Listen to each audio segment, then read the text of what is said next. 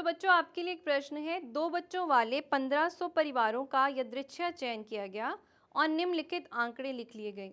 आप सारणी में देख सकते हैं कि परिवार में लड़कियों की संख्या यदि 2 है तो ऐसे परिवार 475 हैं, और यदि 1 है तो ऐसे परिवार 814 हैं, और यदि 0 है तो ऐसे परिवार 211 हैं। तो बच्चों यादृच्छिक चुने गए उस परिवार की प्रायिकता ज्ञात कीजिए जिसमें 2 लड़कियां हों, दूसरा भाग 1 लड़की हो, या फिर तीसरा भाग कोई लड़की ना हो। साथ ही ये भी जांच कीजिए कि इन प्रायिकताओं का योगफल 1 है या नहीं। तो आओ बच्चों एक और प्रश्न करते हैं। तो बच्चों प्रश्न है, एक कंपनी ने यादृच्छिक 2400 परिवार चुनकर एक घर की आय स्तर और वाहनों की संख्या के बीच संबंध स्थापित करने के लिए उनका सर्वेक्षण किया। एकत्रित किए गए आंकड़ों को एक सारणी में लगाया गया और हमें अलग अलग घटनाओं के लिए प्रायिकता ज्ञात करनी है। आइए बच्चों देखते हैं कि आंकड़ों को किस तरह सारणी में दिया है और कौन कौन सी घटनाओं की प्रायिकता ज्ञात करेंगे।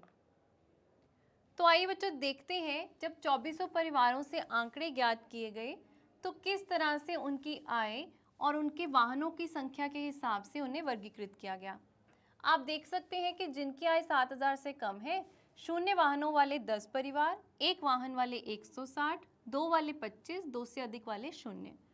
उसी तरह से अलग अलग आय वर्गों के हिसाब से और वाहनों की संख्या के हिसाब से ये आंकड़े हमें दे रखे हैं। तो हमें सबसे पहले किस घटना की प्रायिकता ज्ञात करनी है कि किसी परिवार की आय 10,000 से 13,000 रुपये प्रति माह हो और उसके पास ठीक ठीक 2 वाहन हो। अब आप देख सकते हैं आय का जो वर्ग है वो है 10,000 से 13,000, यानी ये वाला, लेकिन साथ ही साथ 2 वाहन ही होने चाहिए। ये 0 वाहन वाले परिवार है, ये 1 वाहन वाले, 2 वाहन वाले कितने हुए बच्चों, वो हैं 29। तो हमारे पास इस घटना के लिए जो प्रायिकता होगी वो अभिप्रयोगों की संख्या जिसमें ये घटना घटित हो, यानी कि 29 भाग कुल अभिप्रयोगों की संख्या। कुल अभिप्रयोग कितने हैं बच्चों, 2400। तो ये उसकी प्रायिकता हुई। आइए अगली घटना देखते हैं। तो अगली जो घटना है जिसकी हमें प्रायिकता ज्ञात करनी है वह है कि उस परिवार की आय 16,000 रुपये या इससे अधिक हो और उसके पास ठीक 1 वाहन हो। अब आप देख सकते हैं यहाँ पर लिखा है 16,000 या इससे अधिक, और उन परिवारों में से 0 वाहन वाला 1 परिवार है, 1 वाहन वाले 579, 2 वाहन वाले 82 और 2 से अधिक वाले 88। हमें ज्ञात करने हैं 1 वाहन वाले यानी कि 579। तो हमारे पास इस घटना की प्रायिकता क्या होगी, 579 भाग कुल कितने परिवार थे बच्चों, 2400। तो ये इस घटना की प्रायिकता हुई। बच्चों अगली घटना क्या है कि किसी परिवार की आय 7,000 रुपये प्रति माह से कम है और उसके पास कोई वाहन नहीं है। आय 7,000 से कम यानी यहाँ पर हम देखेंगे, और कोई वाहन नहीं यानी 0 वाहन, तो ये 10 परिवार हैं। तो हम कहेंगे प्रायिकता, इस घटना की प्रायिकता कितनी है, 10/2400। तो बच्चों अगली जो घटना है जिसकी प्रायिकता ज्ञात करनी है वो है कि परिवार की आय 13,000 से 16,000 रुपये प्रति माह और इसके पास 2 से अधिक वाहन है। तो 13,000 से 16,000 ये रही, और 2 से अधिक वाहन यहाँ पर है, वो है 25 परिवार। तो ऐसे परिवारों की जो ऐसी घटना की प्रायिकता वो है 25/2400। आप इसे बच्चों सरलतम रूप में भी लिख सकते हैं। तो ये आया 1/96। तो बच्चों अगली जो घटना है जिसकी हमने प्रायिकता ज्ञात करनी है वह है कि परिवार जिसके पास 1 से अधिक वाहन नहीं है। यहाँ पर हमें आय के बारे में कुछ नहीं दिया, आय कुछ भी हो सकती है, केवल वाहन 1 से अधिक नहीं है, यानी वो 0 वाहन भी हो सकते हैं या फिर 1 वाहन भी हो सकते हैं। आय के बारे में हमें कुछ नहीं दे रखा, तो हमने आय के बारे में नहीं देखना, हमने सिर्फ ये देखना है कि 0 वाहन और 1 वाहन वाले कुल कितने परिवार हैं। आप देख सकते हैं 0 वाहन वाले 10, 11, 12, 13, 14 परिवार हैं, और 1 वाहन वाले हमें ये सब हमें जोड़ने पड़ेंगे, 160, 305, 535, 469 और 579।